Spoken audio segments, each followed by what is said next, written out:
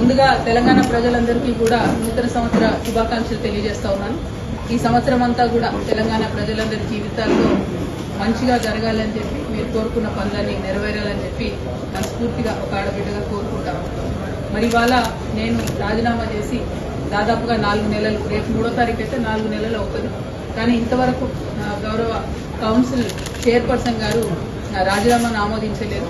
అందుకనే ప్రత్యేకించి ఇవాళ వారి నుంచి కలిసి మరి నా రాజీనామాను ఆమోదించే ముందు నాకు ఒక్కసారి కౌన్సిల్లో మాట్లాడే అవకాశం ఇవ్వాలని చెప్పి వారిని రిక్వెస్ట్ చేయడం జరిగింది. మరి మోస్ట్ ప్రాబబ్లీ 5వ తారీఖు అవకాశం ఇస్తామని చెప్పి వారు చెప్పడం జరిగింది.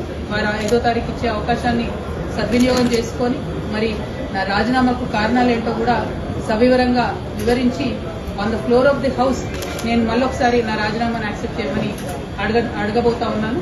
సో ఈ విషయాన్ని తెలంగాణ ప్రజలందరికీ తెలియజేస్తా ఉన్నాను.